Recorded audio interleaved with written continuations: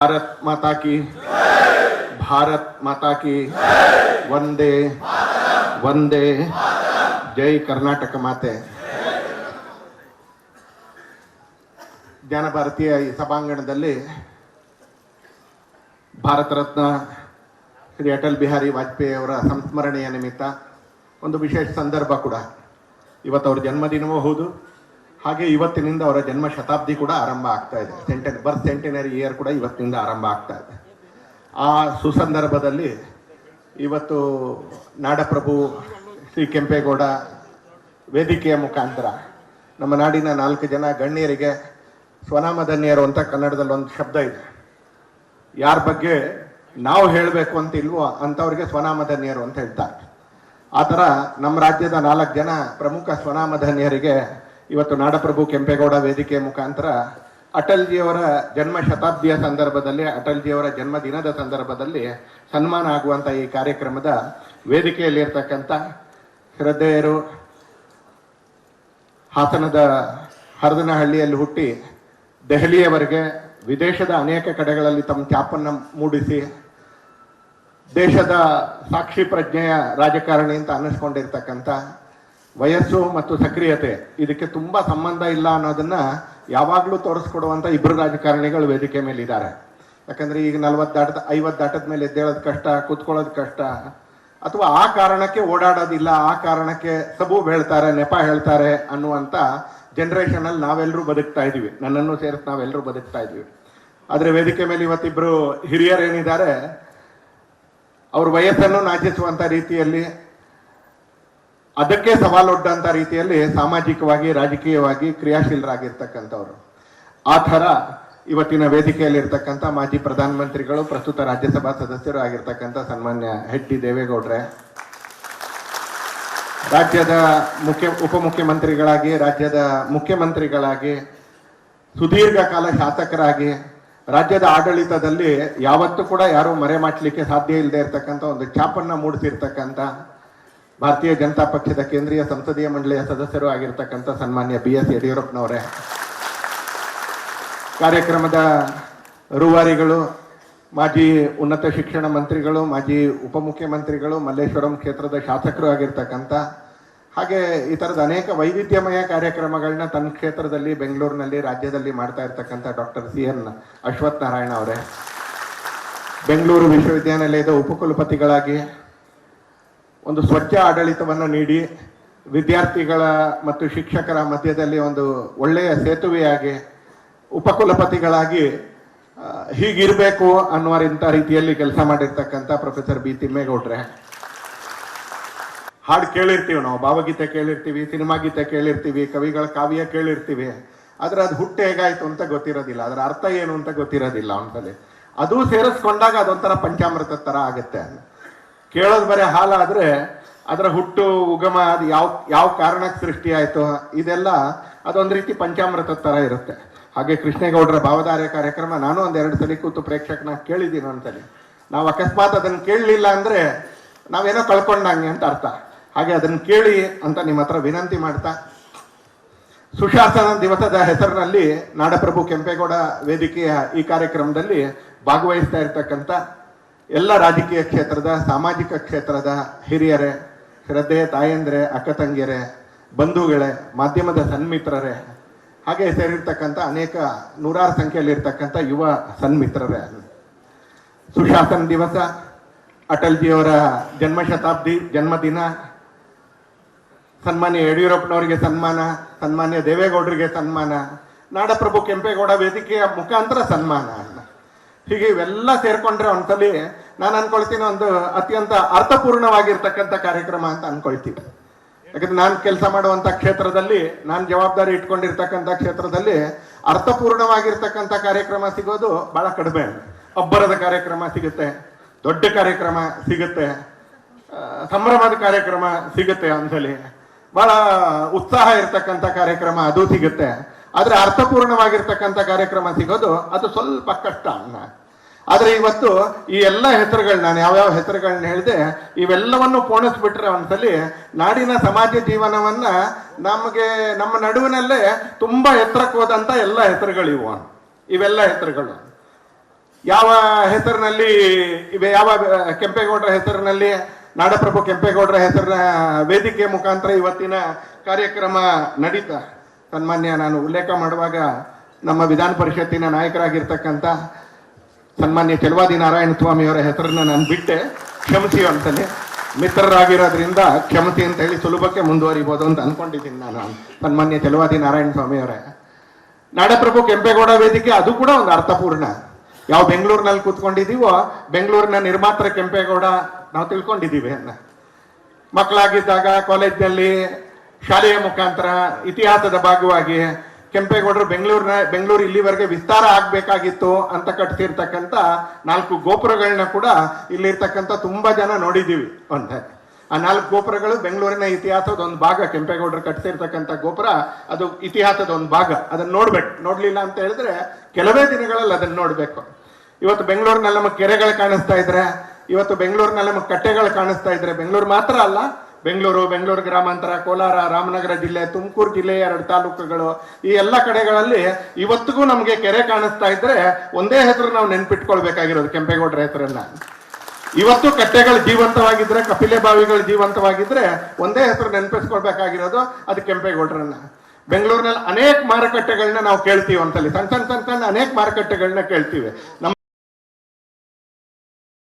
ಬೆಂಗಳೂರಿನ ಅದು ಜೀವಂತ ಕೇಂದ್ರಗಳವು. ಆ ಜಾಗವನ್ನ ನೋಡಿದಾಗ ನಾವು ನೆನಪು ಮಾಡ್ಕೊಳ್ಬೇಕಾಗಿರ್ತಕ್ಕಂಥ ಹೆಸರು ಯಾವುದು ಅಂತ ಕೇಳಿದ್ರೆ ನಾಡಪ್ರಭು ಕೆಂಪೇಗೌಡರದ್ದು. ಒಬ್ಬ ಪಾಳೆಗಾರರಾಗಿ, ಒಬ್ಬ ರಾಜರಾಗಿ ತನ್ನ ಸುತ್ತಮುತ್ತ ಇರ್ತಕ್ಕಂಥ ಸಮಾಜ ಜೀವನವನ್ನು ಹಸನು ಮಾಡಲಿಕ್ಕೆ ದೇವಸ್ಥಾನದಿಂದ ಹಿಡಿದು ಮಾರುಕಟ್ಟೆವರೆಗೆ, ಹಾಗೆ ಕೆಂಪೇಗೌಡರು ನಿರ್ಮಾಣ ಮಾಡಿರ್ತಕ್ಕಂಥ ಅನೇಕ ಸಂಗತಿಗಳು ನಮಗ್ ಬೆಂಗಳೂರಿನಲ್ಲಿ ಓಡಾಡ್ತಾ ಇರ್ಬೇಕಾದ್ರೆ ಸಿಗುತ್ತೆ ನಮ್ಗೆ. ಆ ಬೆಂಗಳೂರು ಅಂತ ಅನ್ನಿಸ್ಕೊಳ್ಳೋದು ಕೆಂಪೇಗೌಡರ ಈ ಬಹುದೊಡ್ಡದಾಗಿರ್ತಕ್ಕಂಥ ಪಾತ್ರದ ಕಾರಣಕ್ಕೆ. ಇವತ್ತು ಅವರ ವೇದಿಕೆ ಹೆಸರಿನಲ್ಲಿ ನಾವು ಕಾರ್ಯಕ್ರಮ ಮಾಡ್ತಾ ಇದ್ದೀವಿ.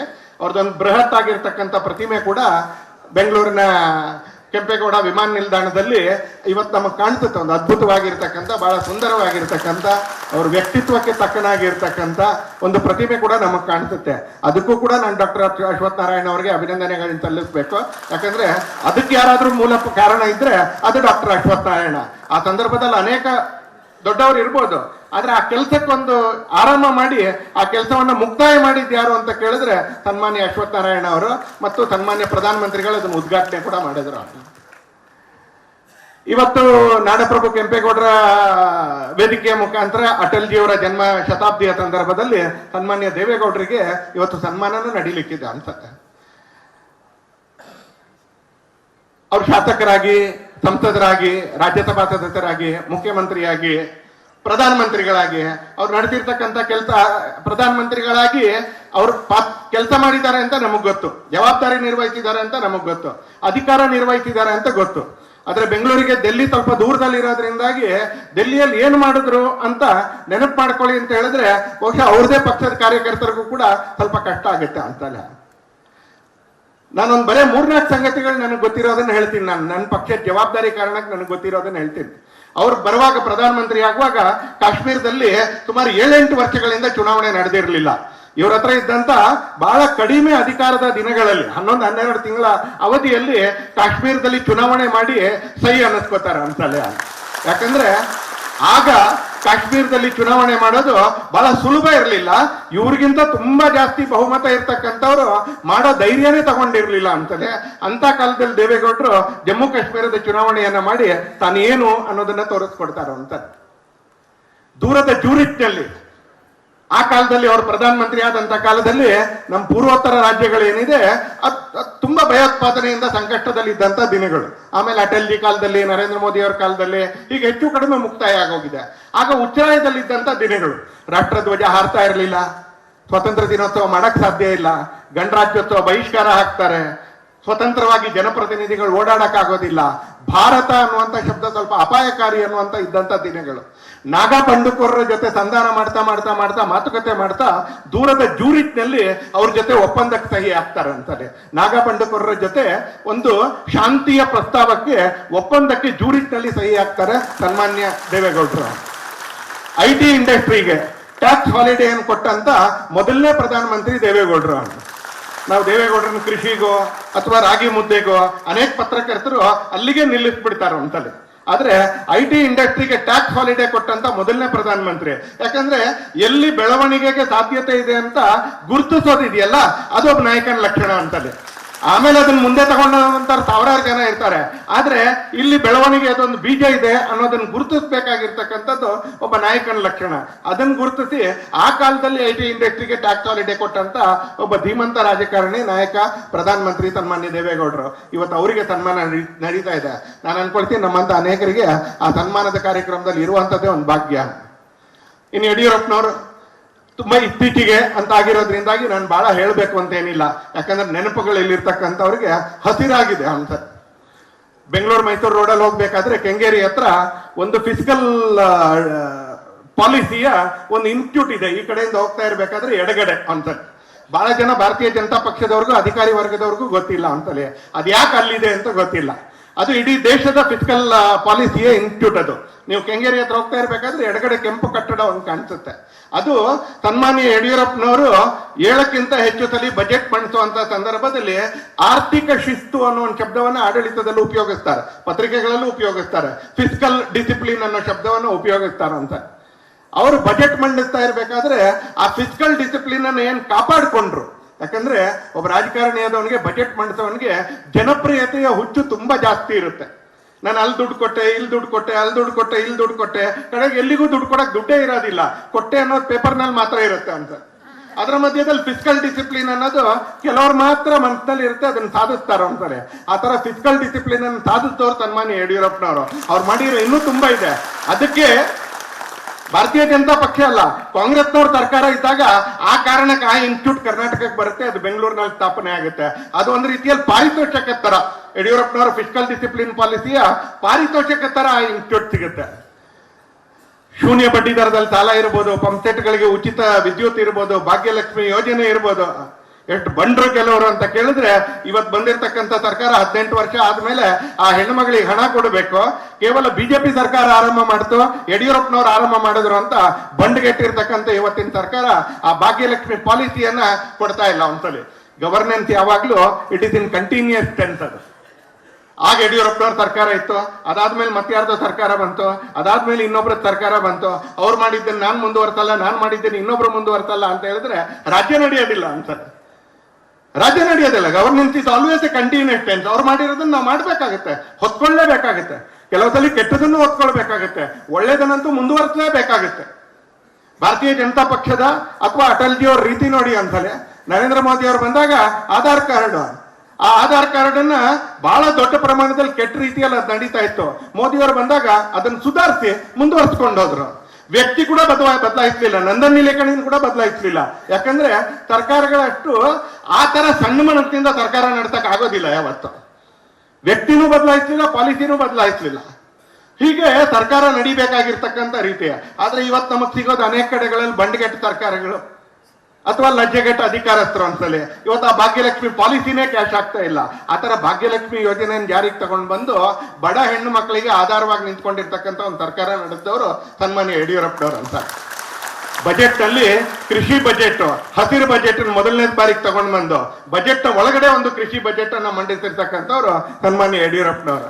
ರಾಜ್ಯದ ಅಭಿವೃದ್ಧಿಗೆ ಅನೇಕ ತಿರುವುಗಳನ್ನ ಕೊಟ್ಟಿರ್ತಕ್ಕಂಥವ್ರು ಸನ್ಮಾನ್ಯ ಯಡಿಯೂರಪ್ಪನವರು. ಬಹಳ ದೊಡ್ಡ ದೊಡ್ಡ ಮಾತುಗಳನ್ನ, ಬಹಳ ಬಂಡತನದ ಮಾತುಗಳನ್ನ ಇವತ್ತು ಅನೇಕ ಕಡೆಗಳಲ್ಲಿ ನಮಗೆ ಕೆಲವ್ರ ಬಾಯಿಗಳಿದ್ದ ಕೇಳಕ್ಕೆ ಅಂತ ಬರ್ತಾರೆ. ಅಂತವ್ರಿಗೂ ನಿಮಗೂ ಎಲ್ರಿಗೂ ನಾನು ಹೇಳಕ್ಕೆ ಅಂತ ಬಯಸೋದು, ಕೊರಟಗೆರೆ ಅನ್ನುವಂತ ಊರಿನಲ್ಲಿ ತುಂಬಾ ಸಲ ಆಯ್ಕೆ ಆದವ್ರು ಏನೂ ಮಾಡದೇ ಇದ್ದಾಗ ಯಡಿಯೂರಪ್ಪನವ್ರ ಕಾಲದಲ್ಲಿ Koratagere main road double road ಆಯ್ತು. 40 ವರ್ಷ 50 ವರ್ಷ ಒಂದೇ ಕುಟುಂಬದವ್ರು ಆಯ್ಕೆ ಹಾಕೊಂಡು ಬರ್ತಾ ಇದ್ದಂತ ಜೇವರ್ಗಿಯಲ್ಲಿ ಬಸ್ ಸ್ಟ್ಯಾಂಡ್ ಕಟ್ಟಿಸಕ್ಕೆ ಯಡಿಯೂರಪ್ಪನವರೇ ಬರ್ಬೇಕಾಯ್ತು. ಗುಲ್ಬರ್ಗ ನಮ್ದೇ, ಗುಲ್ಬರ್ಗದ ಮುಖಾಂತರ ದೇಶವನ್ನ ಆಳ್ತೀವಿ ಅಂತ ಹೊರಟ್ಕೊಂಡಿರ್ತಕ್ಕಂಥ ಒಂದು ಕುಟುಂಬದವರು 50 ವರ್ಷದಿಂದ ಅಲ್ಲಿರ್ತಕ್ಕಂಥ ದಲಿತರನ್ನ, ಸಾಮಾನ್ಯ ಜನರನ್ನ ಶೋಷಣೆ ಮಾಡ್ತಾ ಇರ್ಬೇಕಾದ್ರೆ ಅವ್ರ ಎಲ್ಲಾ ಕಾನ್ಸ್ಟಿಟ್ಯೂನ್ಸಿಗಳಲ್ಲಿ ಮೇನ್ ರೋಡ್ ನಲ್ಲಿ ಡಬಲ್ ರೋಡ್ ಮಾಡಕ್ಕೆ ಯಡಿಯೂರಪ್ಪನವರೇ ಬರ್ಬೇಕಾಗಿತ್ತು. ಅವ್ರ ಕೈಯಲ್ಲಿ ಬರಕಾಗಿಲ್ಲ, ಅವ್ರ ಹಣೆಯಲ್ಲಿ ಬರೀಲಿಲ್ಲ ಅಭಿವೃದ್ಧಿ. ಯಾಕಂದ್ರೆ ಅಧಿಕಾರ ಅಂದ್ರೆ ಅದು ಅಭಿವೃದ್ಧಿಗೆ ಅನ್ನೋದನ್ನೇ ಮರ್ತೋಗಿರ್ತಕ್ಕಂಥವ್ರು ಆಳಿದ್ದಿದ್ದು ಇವ್ರುಗಳೆಲ್ಲ ಬರೋವರೆಗೆ ಅಂತಾರೆ. ಆ ಎಲ್ಲ ಮಾಡಕ್ಕೆ ಯಡಿಯೂರಪ್ಪನವ್ರು ಬರ್ಬೇಕಾಯ್ತು ಆ ಕಾಲದಲ್ಲಿ. ಇವತ್ತು ಅಂತವ್ರಿಗೆ ಸನ್ಮಾನ ನಡೀತಾ ಇದೆ ಅಂತಕ್ಕಂಥದ್ದು ಕೂಡ ನಾನು ಅನ್ಕೊಳ್ತೀನಿ ನಮ್ಮೆಲ್ರಿಗೂ ಕೂಡ ಒಂದು ಪಾಲ್ಗೊಳ್ಳಿಕ್ಕೆ ಸದವಕಾಶ ಅಂತ ಅನ್ಕೊಳ್ತೀನಿ. ಹಾಗೆ ತಿಮ್ಮೇಗೌಡರು ಬೆಂಗಳೂರು ಯೂನಿವರ್ಸಿಟಿಲಿ ಇಲ್ಲಿ ಅನೇಕ ಜನ ಅವ್ರ ವಿದ್ಯಾರ್ಥಿಗಳು ಕೂತ್ಕೊಂಡಿರ್ಬೋದು. ಹಾಗೆ ಮದನ್ ಗೋಪಾಲ್ ಅವ್ರ ಜೊತೆ ಕೆಲಸ ಮಾಡಿರ್ತಕ್ಕಂಥ ಅನೇಕ ಅಧಿಕಾರಿಗಳು ಕೂಡ ಇಲ್ಲಿ ಕೂತ್ಕೊಂಡಿರ್ಬೋದು ಅನ್ಸಲಿ. ಅವರೆಲ್ರಿಗೂ ಆ 5 ವರ್ಷ, ಆ 35 ವರ್ಷ ಅವ್ರಗಳ ಜೊತೆ ಕಳೆದಿರ್ತಕ್ಕಂಥದ್ದು ಒಂದು ಹಸಿರಾಗಿರ್ತಕ್ಕಂಥ ನೆನಪು. ಇವತ್ತು ಭಾರತ ರತ್ನ ಅಟಲ್ಜಿಯವರ ಜನ್ಮದಿನದ ದಿವಸ, ಭಾರತ ರತ್ನ ಅಟಲ್ಜಿಯವರ ಜನ್ಮ ಶತಾಬ್ದಿಯ ಆರಂಭದ ದಿನ ನಾವು ಅರ್ಥಪೂರ್ಣವಾಗಿರ್ತಕ್ಕಂಥದ್ದು ಅಂತ ಯಾಕೆ ಹೇಳಿದೆ ಅಂತ ಕೇಳಿದ್ರೆ, ಈ ಎಲ್ಲ ಕಾರಣಗಳಿಗೆ ಅರ್ಥಪೂರ್ಣವಾಗಿರ್ತಕ್ಕಂಥ ಒಂದೇ ಉದ್ದೇಶದ ಕಾರಣಕ್ಕೆ ಇರ್ತಕ್ಕಂಥ ಎಲ್ಲ ವ್ಯಕ್ತಿಗಳನ್ನ ಇವತ್ತು ನಾವು ಬ್ಯಾನರ್ನಲ್ಲೂ ಹೆಸರು ನೋಡ್ತಾ ಇದ್ದೀವಿ, ವೇದಿಕೆ ಮೇಲೂ ಕೂಡ ನೋಡ್ತಾ ಇದ್ದೀವಿ. ಹಾಗಾಗಿ ಇದು ಅರ್ಥಪೂರ್ಣವಾಗಿರ್ತಕ್ಕಂಥ ಕಾರ್ಯಕ್ರಮ ಅಂತ. ಬಂಧುಗಳೇ, ನಮ್ಮನ್ನು ನಾವು ಗಾಳಿಗೆ ಒಟ್ಕೊಂಡಾಗ ನಮ್ಗೆ ಅನೇಕ ತರದ ಭಾವನೆಗಳು ನಮಗೆ ಬರುತ್ತೆ ಅಂತ. ಕೆಲವು ಕಡೆಗಳಲ್ಲಿ ನೀವು ಗಾಳಿಗೆ ನಿಮ್ಮನ್ನು ನೀವು ಒಟ್ಕೊಂಡಾಗ ಮೂಗು ಮುಚ್ಕೊಳ್ಬೇಕಾಗತ್ತೆ, ಯಾಕಂದ್ರೆ ಅದು ದುರ್ಗಂಧ ಅಂತ. ಕೆಲವು ಕಡೆ ನಿಮ್ಮನ್ನು ಗಾಳಿಗೆ ಒಟ್ಕೊಂಡಾದಾಗ ಬಟ್ಟೆ ಗಿಟ್ಟೆ ಎಲ್ಲ ಹಿಡ್ಕೊಳ್ಬೇಕಾಗತ್ತೆ, ಯಾಕಂದ್ರೆ ರಭಸದ್ದು ಅಂತಲ್ಲಿ ಸ್ವಲ್ಪ ಹೆದರಿಕೆ ಆಗುತ್ತೆ ಅಂತಾರೆ. ಆದ್ರೆ ಕೆಲವು ಸಲ ನೀವು ಗಾಳಿಗೆ ನಿಮ್ಮನ್ನು ಒಟ್ಕೊಂಡಾಗ ಇಟ್ ಈಸ್ ಪ್ಲೀಸಿಂಗ್, ಒಂಥರ ಅದೊಂದು ತಂಗಾಳಿ. ಅದು ಅಂತ ಆ ತಂಗಾಳಿ ಹೇಗೆಂದ್ರೆ ಇನ್ನೂ ಒಂದ್ ಸ್ವಲ್ಪ ಹೊತ್ತು ಬೀಸ್ತಾ ಇರ್ಲಪ್ಪ ಅಂತಲೇ ಹೋಗಿ ತಂಗಾಳಿಗೆ ಮುಖ ಒಟ್ಕೊಳ್ಳೋಣ, ಸ್ವಲ್ಪ ಫ್ರೆಶ್ ಆಗ್ತೀವಿ. ತಂಗಾಳಿಗೆ ತಮ್ಮನ್ನ ಅವ್ರು ಒಟ್ಕೊಳ್ಳೋಣ ಅಂತಲೇ ಸ್ವಲ್ಪ ಫ್ರೆಶ್ನೆಸ್ ಬರುತ್ತೆ ಅಂತ ಅನ್ಕೊಳ್ತೀವಿ. ಯಾರ ಹೆಸರಿನಲ್ಲಿ ನಾವು ಜನ್ಮ ಶತಾಬ್ದಿಯನ್ನು ಆಚರಿಸ್ತಾ ಇದೀವೋ, ಭಾರತದಲ್ಲಿ ಸುದೀರ್ಘ ಕಾಲ ರಾಜಕೀಯ ಕ್ಷೇತ್ರದಲ್ಲಿ ಇಡೀ ದೇಶಕ್ಕೊಂದು ತಂಗಾಳಿ ತರ ಇದ್ದಂಥವ್ರು ಅಟಲ್ಜಿ. ಅಟಲ್ಜಿಯವರ ಹೆಸರು ಹೇಳಿದಾಗ ಹೇಳ್ತೇನೆ, ಅನೇಕ ರಾಜಕಾರಣಿಗಳ ಹೆಸರು ಹೇಳಿದಾಗ ಇಲ್ಲಿರ್ತಕ್ಕಂಥ ಕಾರ್ಯಕರ್ತರು ಮುಖ ಕಿವುಚ್ಕೋತಾರೆ.